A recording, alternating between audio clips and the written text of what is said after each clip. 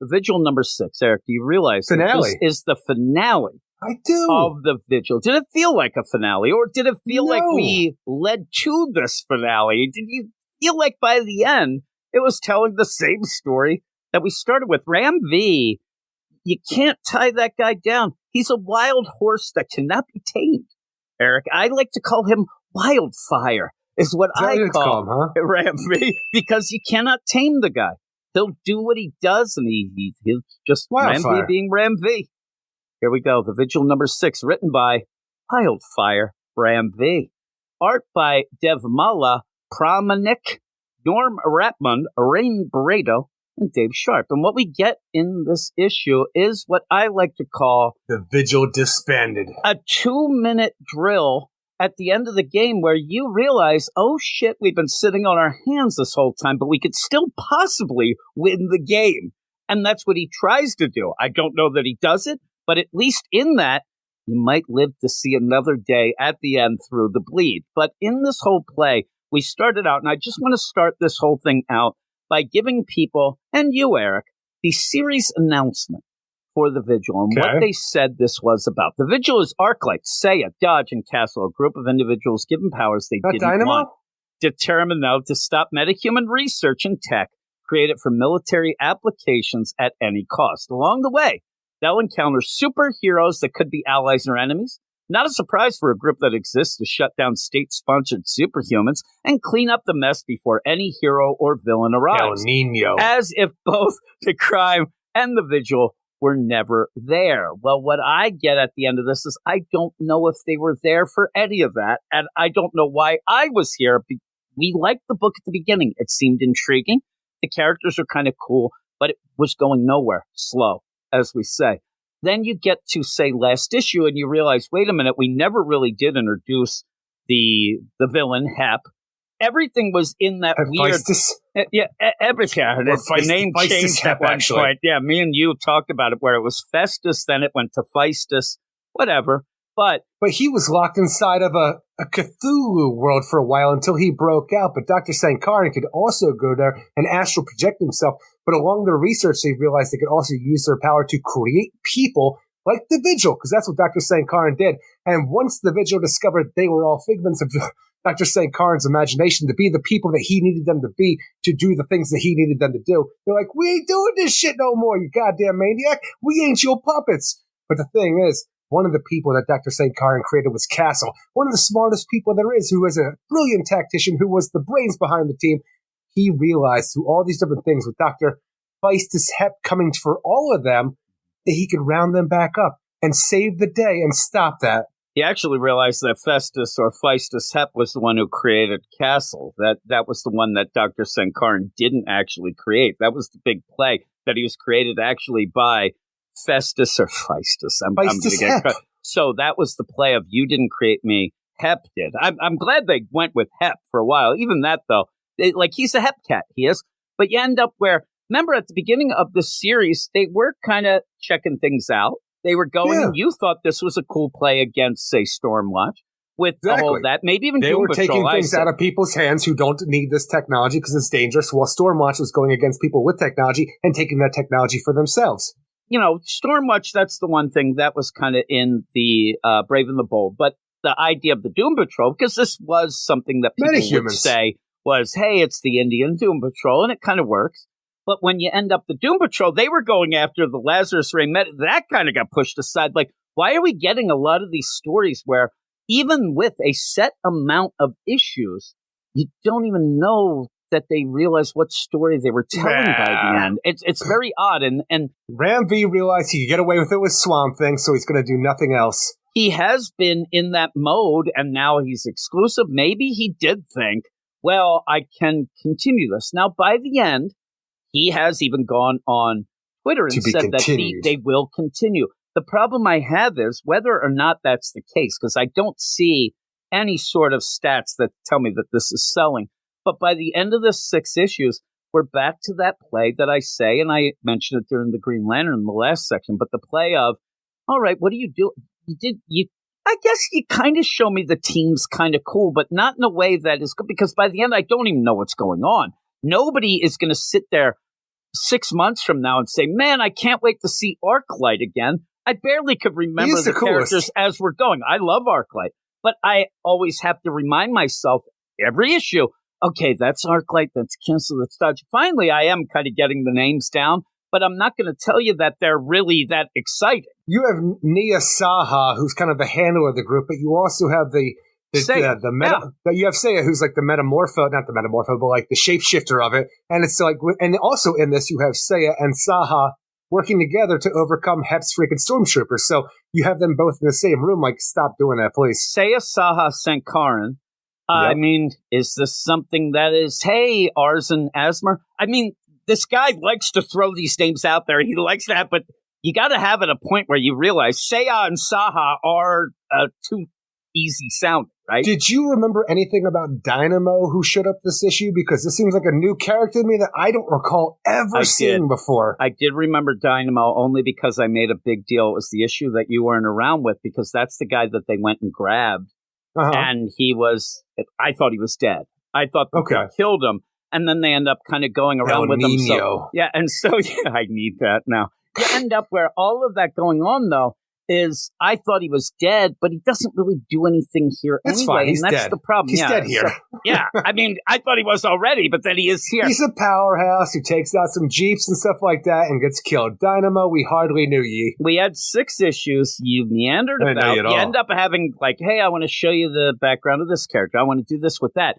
One of the things, though, that we had right at the beginning, and we didn't know what the hell was going on. Oh, my God, look at that sniper with that black shit coming out of his eyes. What's going on with that? Suddenly, he becomes big in the end. We barely knew him, Mr. Wall. He becomes the big thing here. I don't even understand what Mr. Wall is. He is a creation like the rest of them who has a meta power thing that he has a gun that he shoots black through that erases you, disappears you, makes you pretty much disintegrate in front of like everybody. But it didn't seem like we had that previously, I thought. Well, that's the thing is, did he have this power when he attacked Saha's, protege who she replaced? Because I thought he was there dead on the shitter. Well, he was in the shitter, but it was also that he was shooting somebody from across the building at one point. But anyway, again, he has this human power. Mr. Wall, is the gun something else, or does he manifest this gun to use his power? Is it a part of his power, or is it something he needs to use his power? Like it's like Mr. a conduit that gets to it, and like a Green Lantern ring. Something. Is that what it is?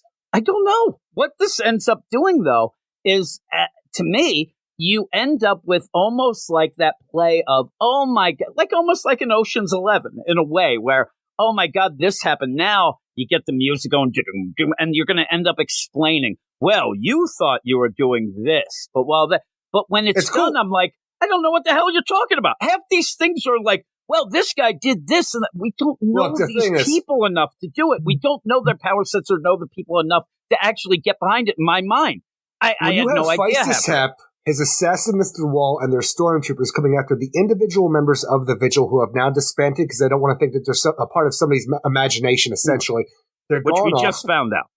Exactly. But now they're being targeted. But Castle has set things up in motion, and he also thinks that he knows a way to get the team back together again by them overcoming these forces that are coming against them. And he has this whole thing planned out as a tactician. Castle's a cool little character because he's explaining to us everything's going on. And when we see the characters who are able to overcome and come back together because they need to out of sheer survival, it is cool because Castle's like, I know you'd come back. Shut the hell up, Castle. That's a little fun little nod there where it's all unravels together to show you why these things are happening and how our characters are able to overcome. The problem I have, though, from everything that we read to this, you get to a point where what he's saying hinges so much on us knowing the characters more than just the idea that we just found out that they were made up or this and that and their powers and all that, where he's going like, you're supposed to get that play of, oh, man, of course Arclight did that. Oh, yeah, of course. See, the thing with Arclight, I get it with Arclight because of the electrical powers and how he, takes his powers from things, even though he should be depowered, but there's a third rail situation to power up from a subway train. I get that works. The idea, it's very subtle. I wish it was a little bit more detailed. The idea that the shapeshifter we have, Seiya, they were able to go around as Nia Saha for an entire day, see the life that she lives and stuff like that. Because they were checking up on her. to make sure that she's trustworthy and that she should be a part of the team. This was a good little thing that we had previously, to the point where, because of what Seiya has, seen through the life of Saha, he's making sure that she's okay and, shows up there to work. It's very subtle. I think it works pretty well, though. I just wish it would have been explored a little bit more. I'll just let you know the couple things, like you said, with Arclight. You end up where I gave him the picture of his kid. Again, we kind of knew stuff about that, but I never had a connection that I said, oh my God, he definitely would do that because of that picture. Then you go with the idea, because he works through electricity, he would know that the electric train wouldn't be late. And you're already starting to go too far, because I don't really know these characters as well as you might think I do. It makes sense. The electric guy, he knows the electric train. All right. Well, with the Seiya stuff and Saha, it just made me laugh, because it almost hinges on the idea, well, you don't get this. Seiya was already pretending, because looks like there as Seiya is there as Saha as well. There's a decoy, yeah. But you don't. There's no need for a decoy. They come in and see. It could be anybody that's in that closet that comes out and shoots. You don't have to end up looking like Seiya. He's just there in the shadows and kills these people, and it didn't play out as well for me. I get the idea that he cares about her because he followed her, but even then, you were doing that in an underhanded way to see if she was on the up and up. Never really enough. There wasn't enough real estate here for me to say that they were really good friends. I wish there was more, but I like the way that it played out. But I think it could have played out better if we got more. I could have jumped out and shot them just the same as somebody that looks like it's just kind of there to say. But this gives Sei a purpose to be there because of the connection that he felt with the connection's there as well, but it doesn't have to really look like her. I'm saying you're trying to push the powers as some sort of deal. It wasn't really a decoy. Jumped out of the shadows and shot him. Fine. You end up even having a Kill Bill look at the end where they're looking down. But then you get the Arclight, who I think is the coolest. But then you're really starting to... Arclight is the coolest. You're retroactively, though, and not even it feels like retroactively of, okay, now I'm going to explain all these things after having 5 issues of not really any story whatsoever, especially story that was at one point, we're going to get Tech. We didn't know who Hep was. He was kind of there at one point. We saw that at one point Dr. Sankaran would go nude and go into the dimension. That had to be explained later. The pacing of this whole series was off, and you never really got a footing because you kept being told out of nowhere, hey, by the way, this is what it is. Boom, we get to the next issue. Oh, this is what... Never really a progression that I thought was natural. Well, even the idea, but by the end, because we do have Dodge who's still at the facility, but the idea that we learned recently that Dodge, who is a pseudo-speedster, she has the ability to vibrate, but also it's not exactly speed, because she does have the ability to be 2 places at once for how she shifts. But then you essentially kind of make her into a shift ship by the end of this for them to disappear into the bleed by using the vibrations of Dodge's power. This is a weird series. And so here, I'm going to ask you a couple questions. And it's not anything crazy, but by the end of this, when you get done the last page, do you think that you kind of have a little bit of a grip on the character? Because I do, right? I do. But do you think in these 6 issues we got a story with these? I don't feel that way. No, there were little vignettes here and there to hey, your figments of imagination, and now all shit's here for the final issue, shift ship. And it's like what people complain about with events. Oh, it didn't have a beginning, middle, end. You were just setting up the next thing. An event's something to... This is a book that and we've had this a lot lately. Yeah, and it's weird, but in a miniseries, it's so weird to have it by the end, it felt like all he wanted to do was say, hey, this character does that. Same thing happened with Doom Patrol. Yeah, and that's why I brought it up before. Doom Patrol did, but yet I will tell you, I have more of a grip on these characters than I did the Doom Patrol, even the ones that were well established. Yeah, those things. I mean, remember, at the end of that, it was basically, hey, we're going to go and get arrested. And if you need us, at least these characters are together. They go, you end up having that play where, oh man, Castle, look at that little guy. He's pretty smart. All right. We end up Arclight. Okay, electrical powers. I got it. You get Seiya, can end up, shape-shifting different. I know the characters. A technological mask? I give them credit for all of that stuff. And now we find out of nowhere, Dodge, Dinah, she can kind of ship it that can put him in the bleed. Okay, that sets him up to maybe get involved with, say, a Stormwatch or a Planetary or outside. That's fine. Outsiders, But by the end, when I sit there, I'm like, but I spent 6 issues trying to figure out a story. It is. And so in all of this, I'm again, in the Outsiders, in this, and in the Unstoppable Doom Patrol. And Doom Patrol, yeah. So when you have this deal, I just feel like somehow that I've been duped, that there was never a story. And then but you were only here to learn about characters that will be in something else. And so by the end, that really pisses me off at points. I just really like think how they showed duped. up in Detective Comics. Yeah. And that's the thing. Until I read this issue, and this was where Ram V a couple weeks ago was saying, oh, they're going to show up. I made a joke. I think I said it to you. They're just going to show up in Detective Comics in a panel, or they're going to end up in this in a side deal. But no, I think that they may continue. And when they do, I may actually appreciate this series just for the fact that I do know the character. I do like them enough. Whatever's coming up, again, we talked about this, I think, on the Spotlight. I'm not sure if that's the case or it was even last week. But whatever's coming, the end of the dawn of DC, whatever big evil, it seems like a Brainiac thing, but there's something else going on. A Brainiac and a multiversal Amanda Waller, it seems like it's all of it. That seems like the whole big thing, but somewhere in there, you have the Batwoman Who Laughs and the new Candlemaker stuck in the bleed.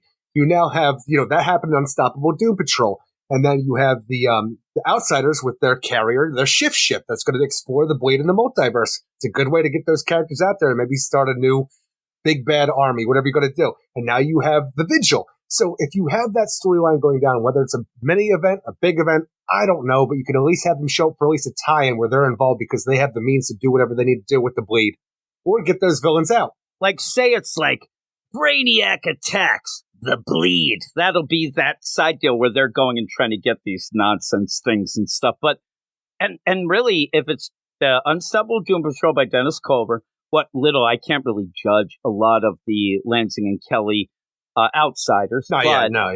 With I like the Vigil team more. I actually am interested because they're all new characters. I think that they're pretty cool. They're unique.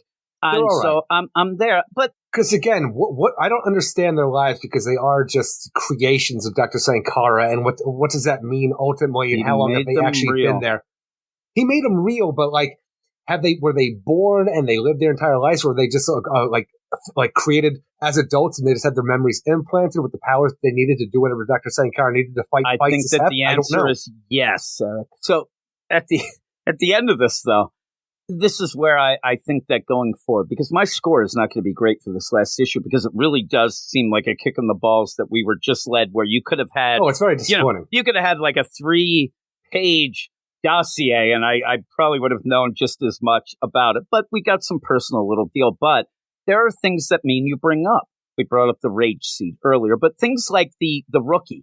Not everybody loved him. We didn't love when we ended up Jim Gordon, when he was Batman, didn't love it when it was happening. But as time goes on, we actually appreciate that we read the story because it keeps coming up. So when I see... Well, the rookie was the most fun that happened out of that because, Super Heavy kind of sucked. Yeah, it was, yeah. So when we go through this and the Vigil come up again, I'm not going to say, those assholes, like I was so mad how that thing ended. I'm actually going to be kind of cool with it when we get to it. But for an actual series here, as a mini-series, Ram V, he's Wildfire. He can't be tamed, Eric. And you give the guy 6 issues, he doesn't give a shit. Now, in that, you kind of get a play where you can imagine, and we like to imagine the bullpen. We like to imagine a big DC building, and they're there fighting it out in the, the lunchroom and things like that, where we always make jokes. I can picture Ram V going, okay, well, I really don't just have 6 issues, right? Like, hey, that's the joke, right, guys? Nudge, nudge, wink, wink. Yeah, and they're like, no, you have 6. Oh, you're so funny. I mean, what do I have? Like 8? Do I have 9? Editors crack me up. And he's like, oh, yeah, exactly. And like, no, you have 6. And like, listen, like, I'm exclusive, and you gave Dennis Culver like, I don't get what extra? No, 6 issues. And he's like, oh shit! And then he ran, like, hightailed it back to his office to then like, oh crap, how am I going to do this? Because it feels like it snuck up on him. And then all of a sudden he's like, okay, and by this point... Just like Swamp Thing. And this point he realized, I'm not going to be able to tell a full story. So instead, I'll just set up the team because they've also promised me that we'll get it later. And that isn't a way to do things. This was, at one point, what I thought was a real promising series that I really was getting into, and I'm not a huge Ram V fan. By the end, I'm like, no, you just fucked around again. You did nothing. You didn't, pretty much nothing. Did they promise us that Xanthi was going to come back from Spirit World? I don't. Okay. Yeah. This is, again, we'll see how City Boy ends, but even that has gotten a little wonky with all of these. But here we are, The Vigil. What would you give this? Thing is, it's not a strong ending because it's not ending. It's starting something new. It's just it's something that always disappoints me when you have 6 issues to tell a story and you're like, no, we're not doing that. But the way things turned out here with Castle explaining things, seeing the twists and turns about how the team are going to come back together, I found myself enjoying that. I found myself enjoying the art shown throughout here. It's not the strongest art by any means, but it's, okay. the Vigil's art so far. I like it for the most part. This did not upset me until the idea that you're not telling a full story. This is no conclusion. This is just the beginning. So I'm going to give it a 6.3 out of 10 because I found myself having fun with characters I don't really care about, but I still think they're kind of cool. Yeah, I don't know. I think I'm a 4. I'll just go a 5. Just not any sort of 5, just a regular 5. I'm even looking. It's like the idea where you're like, you'd start with the softest target. Nia like, you're already pushing things that never really I You're thought. Badass. And he's like, not really part of the team. I'm like, I kind of thought she was part of the. I know she's not a hero, but I thought she was part of the team. She just started 2 weeks ago. But she's still. But they were. I don't even know if they were made to. Just again. And then just like the idea of Arclight. Oh, and then there's Arclight. I gave him his daughter's photo to remind him of the reason he began doing this. He does tend to be pig-headed. I don't know that. Sure like, does. Again, you're saying these things as like, El oh, man. Nino. And I'm supposed to be sitting there and going, you are right. I am El Nino. Like, I'm going to sit there. I'm like, oh, man, he nailed Arclight. But maybe, he nailed right in Arclight. this trade, it will all come together very seamlessly. Maybe. It's just weird because they're like, I hacked into the Indian Railway scheduling system and delayed his train. You'd cut the power to the station first, the obvious. Sure now would. We're playing the die-hard, playing by the book deal. I'm like, he would know that. He says something Arclight would know. Then Arclight's like, I'm like, well, I didn't know that. I mean, here's the thing. I end up where my power is pretty much flatulence. But again, I'm not a biologist. I don't know anything about that. I just know that I fart a lot, Eric. It doesn't mean that I'm smart in that area. I just do it. And I'm telling you, if I ended up having... if you needed to use your power, what foods to eat to give you that power, though, right? Everything. Again, I tell you right now that I could eat something. I could eat an Egg McMuffin right now, and I could fart in 30 seconds, and it would smell like an Egg McMuffin. You say that that's impossible. I'm the one doing the farting. Yeah. I should know. But even then, like, if you got electrical powers, there's no way in hell you'd know anything more about electric. You just go around zapping. You could probably people. Feel it. You would never do, but it says that he would know that if it was delayed and they cut the power, that's what they would. I'm not arguing the fact. It just, when I read it, it just felt like you're just telling me things that I don't really sit there and say, oh yeah, like this is supposed to be one Castle. of those. You did your job.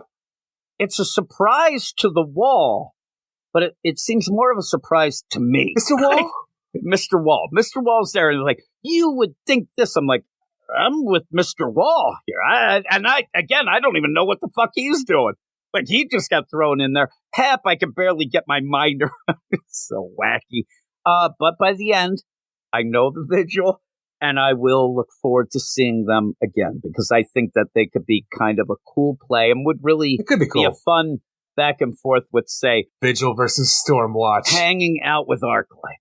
Like, who then? Like, all of a sudden he, like, zaps him and gives him energy. I am Cliff. I'm the robot man. Is that what he said? You should have saw me moving. Robot man. You should have saw me move. Well, just as much as I know classic Arclight. So I was moving my arms like a robot there, too. I love Cliff. Do not compare Robot Man to Arclight. You are all weirdos. Weird science is the revolution. Weird science is the revolution.